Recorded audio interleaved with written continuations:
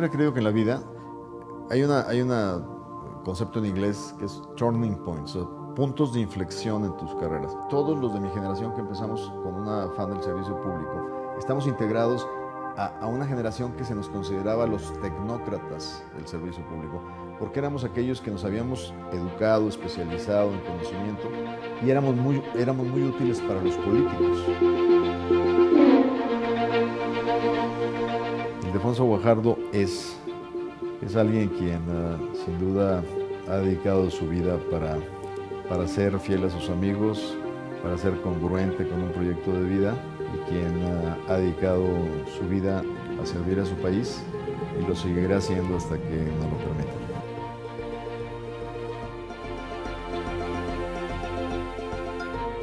Bueno, le queremos agradecer al secretario de Economía de nuestro país, el señor Ildefonso Guajardo, que esté con usted y con nosotros aquí en Canal 11.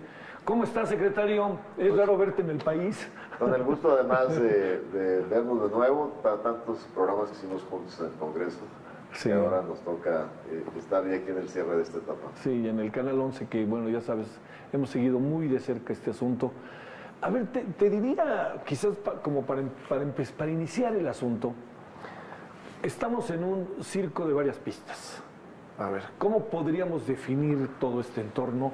Secretario, ¿cómo ves las cosas? A ver. Fíjate que la palabra que mejor lo describe es disrupción. Disrupción. Es la palabra que a lo mejor lo describe. Porque no nos podemos equivocar. Donde estamos, el nombre de la situación no es Donald Trump.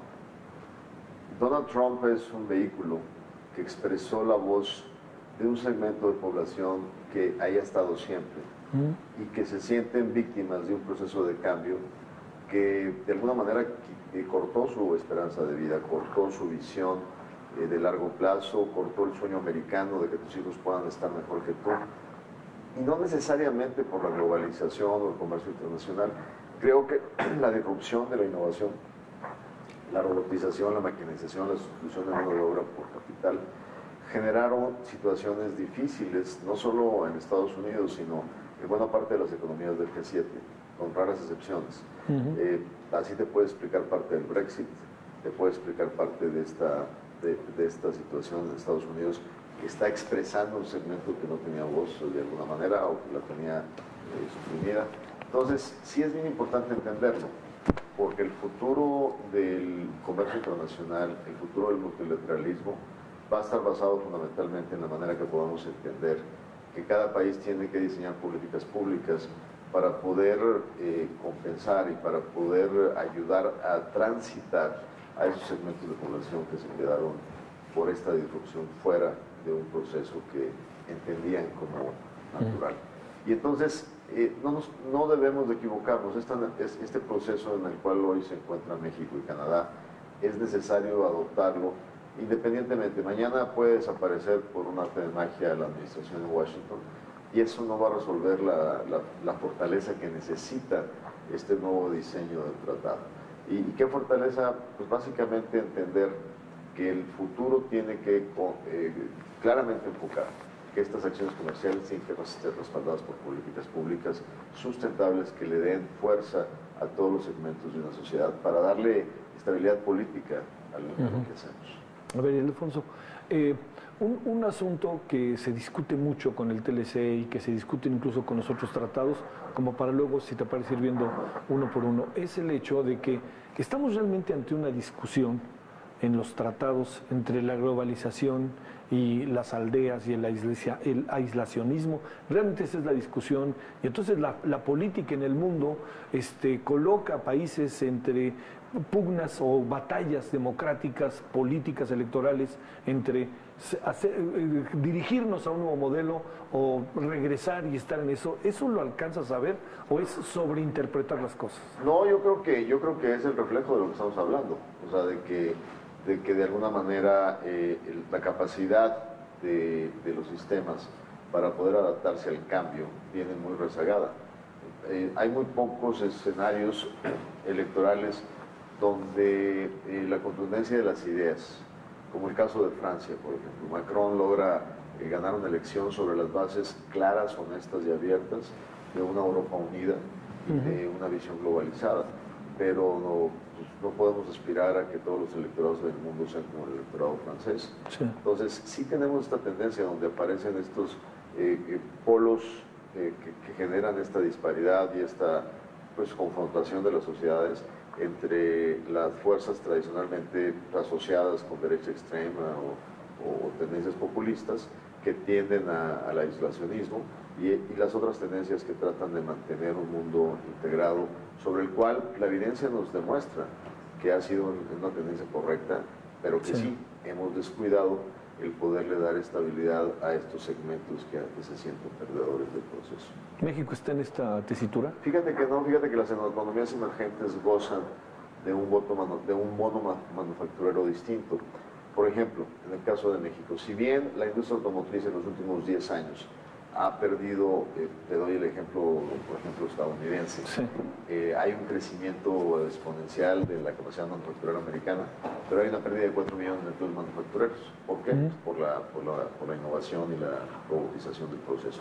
Pero en el caso de las economías emergentes, el flujo de inversión que han captado en los últimos 40 años, donde antes prácticamente el mundo manufacturero eran los países G7, ahora las economías emergentes son las que están capturando el desarrollo de estas cadenas globales de valor.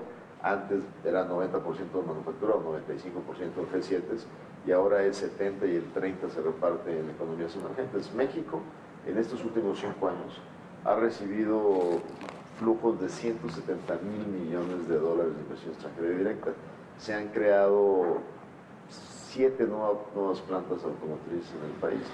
¿Y eso qué te dice? Que si bien hay una menor absorción por planta, pero como estamos recibiendo tanta inversión en el sector, eso sobrecompensa. Entonces hay una expansión de la contratación. Sin embargo, hay que estar preparados para esta década próxima. El impacto de la innovación y de la robotización nos va a empezar a pegar también a las economías emergentes, donde los procesos manufactureros se van a transformar con el Internet de las Cosas, con la digitalización. Y eso creo que los países emergentes que estamos disfrutando del segundo manufacturero vamos a enfrentar una situación difícil para poder reconducir el desarrollo del capital humano a otras áreas de innovación y desarrollo. En tu caso, como cabeza de negociación, no solamente del TLC, algunos temas sociales se ponen en la mesa, Ildefonso, por ejemplo, pienso derechos humanos, seguridad, estos que están en un momento dado que inevitablemente tocan el comercio entre los países. Fíjate que el modelo, México como un país que ha estado destacando en la integración global en el comercio, ha sido parteaguas. El primer modelo en el cual México innovó fue en el NAFTA. Cuando pierde Bush la elección y gana Bill Clinton la elección, Bill Clinton, para poder reposicionarse a favor del TLC, exige la inclusión de los capítulos laboral y ambiental. Y es ahí donde el NAFTA fue el primer capítulo, el tratado comercial que incorpora temas no convencionales del comercio. Pero después fuimos el primer país de las Américas que hicimos un tratado con Europa de libre comercio. Pero Europa consideró que la única manera de hacerlo era sobre el acuerdo global, con los 3 pilares, el de cooperación, el de desarrollo político y el pilar de comercio e inversión. Entonces yo acabo justamente con la visita del presidente a Europa, justo safe en la raya, hicimos el acuerdo en principio con la Unión Europea, la primera modernización de un acuerdo que hace México y que hace la Unión Europea, y que de alguna manera también moderniza los pilares de cooperación y de temas políticos y derechos en este acuerdo europeo. Entonces sí, la calidad de tratados internacionales ha mejorado en el tiempo.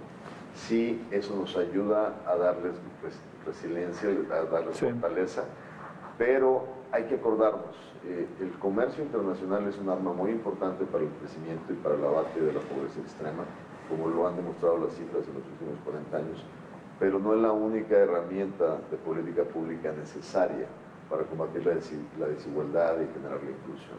Entonces, creer que el comercio es el único instrumento es equivocarse. A ver, un tema más sobre esta parte social, por decirlo, por tratar de definirlo de alguna manera, el tema de los salarios, que sé que ha habido discusiones. No encuentro cómo puede ser posible que México pueda aumentar los salarios casi que de un año a otro. Somos otra economía y punto. Será motivo de otra discusión, pues. Totalmente de acuerdo contigo de que cada economía tiene su propio mercado y que es muy difícil decir, no, pues por arte de magia ahora queremos pagar igual que se paga en Alemania o en Canadá. Las condiciones de factores son distintas. Pero, sin embargo, hay que reconocer que la apertura en México y la inversión ha hecho que los salarios en el sector manufacturero sean mucho mejor pagados que en el resto de la economía y que tienen una tendencia permanente de crecimiento. Ahora, lo que sí se puede hacer a través de tratados internacionales, como se hizo al pasar de NAFTA en el concepto del capítulo laboral como capítulo paralelo, ya en el TPP que acaba de aprobar el Senado de la República el 24 de abril, se incluye el capítulo laboral dentro de los sistemas de mecanismos de sanciones comerciales, de tal manera que ejerce una presión para que tus derechos laborales, leyes laborales que funcionan en tu país, se apliquen estrictamente. Lo que yo sí creo es que los tratados sirven para fortalecer los derechos laborales y mejores derechos laborales tienden a generar un mejor equilibrio en las negociaciones laborales entre sindicatos y patrones.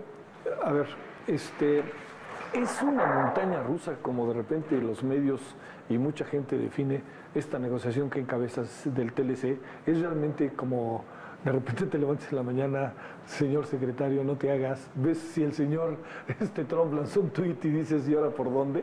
¿Es efectivamente así? Mira, hace casi un año antes de que empezara esto, ya recibimos aquí en México la visita de la secretaria de Relaciones Exteriores de Canadá. Ahí en Palacio Nacional tuvimos un evento con el secretario de Relaciones y un servidor. Ahora, ese día yo comenté algo que algunos titulares lo utilizaron en 8 columnas, donde dije, a ver, estemos listos porque esto va a ser una montaña rusa. Habrá días buenos, habrá días malos, habrá días peores. Y no debemos como entidades económicas, transmitir esto a los mercados. O sea, no debemos de transmitirlo a los mercados, debemos tener la capacidad de aguantar las presiones, porque así es una negociación. Y adicionalmente, el tema del nuevo estilo que sale de la Casa Blanca sobre la comunicación que a veces sorprende a propios y extraños. También para mí, yo he sido muy claro, he dicho de repente, ¡ay, que el tweet dice tal cosa! No reaccionemos a tweets. Esperemos a que los tweets se conviertan en política pública, porque sí hay una diferencia entre las implicaciones de Twitter. A veces se convierten en política pública, como estamos viendo la toma de decisiones en Washington, pero tampoco es saludable. Y tú mismo yo creo que has notado que a través del tiempo, cuando arrancamos enero del 2017, recién inaugurado, estaba como presidente electo y fue el primer tuit de Ford y su reinversión y cómo un comentario del presidente podía afectar acciones, valores de acciones en empresas. Pues creo que los mercados ya asimilaron esa etapa y creo que están procesando un poquito mejor esta nueva forma de hacer política pública, ¿no? Sí, es disruptivo, pero al mismo tiempo pues, hay que aprender a sobrevivir en este nuevo tiempo. ¿Le pasa lo mismo a los canadienses o no tanto?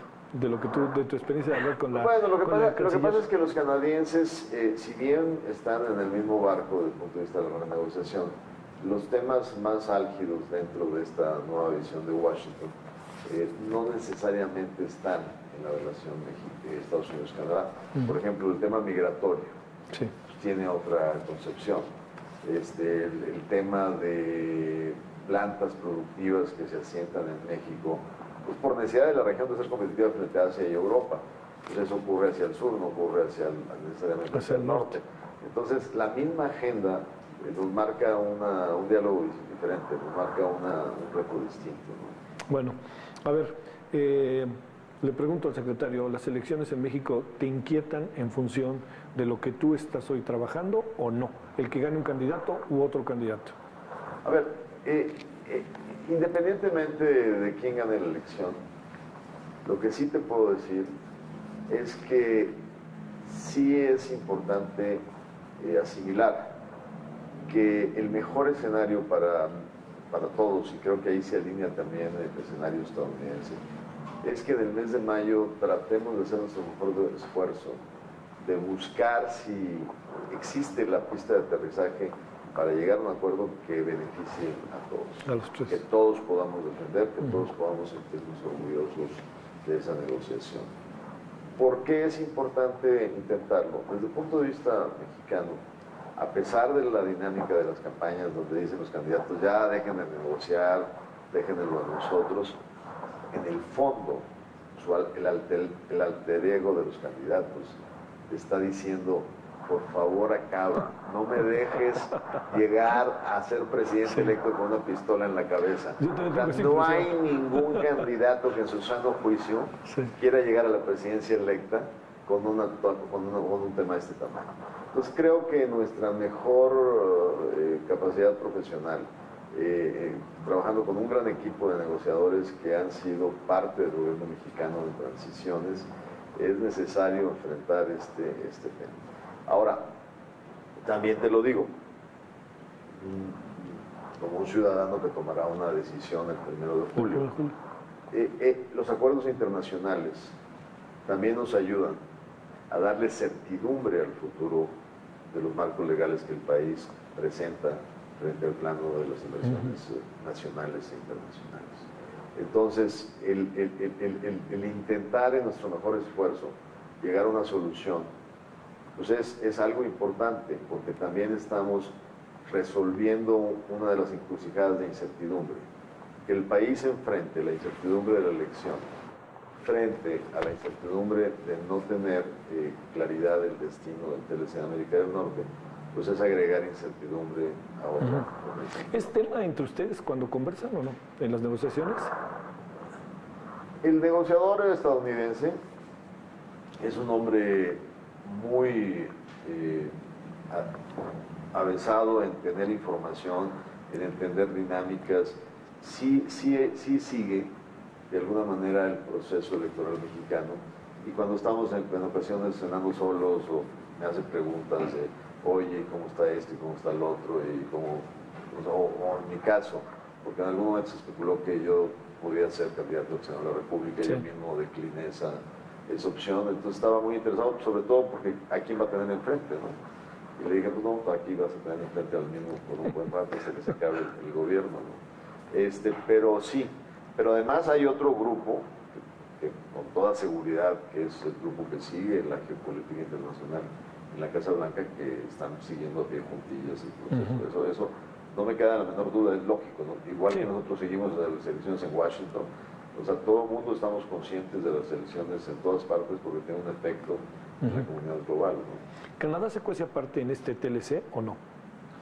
Mira, al principio, cuando arrancó la administración del presidente Trump, parecía que había un contagio entre líderes de lo que había que hacer es llegar a Washington, ser muy charming, muy encantador y darle una sobadita, y que todo iba a ser miel sobre hojuelas, y decían la palabra we will tweak, ¿no? Nuestro arreglo por aquí y por acá, pero nada va a pasar en el fondo. Eso fue una realidad que se enfrentaron nuestros colegas de Canadá muy rápido, porque si bien la visita fue muy vanagloriada como positiva, apenas terminó y el señor Trump hizo comentarios sobre el programa de restricción de exportación de lácteos a Canadá, hizo comentarios sobre 2 o 3 temas sobre softwood lumber, las maderas suaves que exportan los canadienses a Estados Unidos. Entonces, eso ayudó a que entendiéramos que estamos en el mismo barco, tal vez con una diversidad de temas diferentes, pero en la misma situación conceptual desde el punto de vista de estas negociaciones. Y ayudó a que estas ideas que algunos grupos muy asociados con los conservadores decían, no, olvídense de México, resolvamos nuestra cuestión, se dieron cuenta que la bilateralidad no ayudaba a nadie, que teníamos que mantener este concepto de América del Norte integrada y de y Ildefonso, un tema que sabes que es de enorme sensibilidad en México es el de la migración, que ha estado constantemente. Tenemos ahorita una caravana migrante que recorrió el país y que está en Tijuana, otros ya han logrado pasar y están buscando su asilo. México cada vez tiene más solicitudes, empiezan a decir que México es el plan B de los migrantes, si no pueden pasar allá. Trump un día dice es muy seguro México en la frontera, otro día dice lo contrario. Hay migración mexicana laboral hacia Canadá. Este tema, así te diría yo, de manera de los tres, ¿cómo se ve y hasta dónde piensa México ceder algo en esta materia? Mira, como bien sabes, soy creyente del respeto a la responsabilidad ajena de la paz. No son los temas de la agenda comercial. El único tema que medio se asimila a algún tema migratorio es el capítulo del 16 del NAFTA, sí, que regula las visas profesionales, que se llama el capítulo de entrada temporal y que está en la mesa de negociación, pero que no tiene que ver con todo el concepto migratorio integral. Lo único que yo te puedo decir es que no hay ninguna relación entre la negociación comercial y la definición de política migratoria y la relación de trabajo con Estados Unidos en ese tema. El secretario de Relaciones Exteriores fue muy claro cuando respondió a un tuit de Donald Trump diciendo la política migratoria mexicana se diseña por interés de los mexicanos y en ocasiones ese interés coincide con el manejo de flujos migratorios que vienen de Centroamérica y de Sudamérica, pero esta no está condicionada a ningún otro tipo de acuerdos o negociaciones. Entonces, pues, en resumen, no está en el campo de la negociación comercial. ¿Por qué? Porque no estamos en un plano como fue el plano de integración de Europa, ¿no? Cuando alguien me dice, oye, pues aumenten los salarios, pues, hagamos libre flujo migratorio y verás que rápido aumentan los salarios, ¿no? O sea, pues el factor trabajo y capital se acomodan rápidamente, pero cuando no hay libertad de movilidad de capital humano, que es el caso de América del Norte, pues tampoco puede haber igualación de salarios porque no se empatan las empresas. ¿Pasa lo mismo con la cultura? En el caso de la cultura, y es algo bien importante, yo he tenido la oportunidad de reunirme con la Secretaría de la Cultura y con el sector cultural, porque lo que yo siempre he dicho, que el caso de la cultura, más que el efecto de cualquier tipo de acuerdo internacional, lo que es importante es la política pública. Por decirte un ejemplo, en el tratado anterior hubo una crítica del sector cultural importante, porque Canadá, por ahí en una fraseología en el tratado dice que hay una excepción cultural, que de alguna manera no se reflejó simétricamente con México. El caso de los canadienses es muy importante porque el segmento anglo absorbe el segmento francés. En México, en esta pluralidad de riqueza y en la fortaleza del español, pues más bien al revés, estamos entrando con mucha fuerza al mercado norteamericano a través del español, ¿no? Claro. Y entonces, en mis diálogos con el sector cultural, yo siempre les he dicho, es muchísimo más importante que tengamos la política pública correcta. Por ejemplo, los canadienses tuvieron esa excepción. ¿Qué porcentaje de las películas que se ven en Canadá son hechas por canadienses? El 2%. En México andamos como en el 7%, en el 8%, o sea, muchísimo más contundencia. Y finalmente lo que eso lo definió la ley mexicana más que el tratado mismo.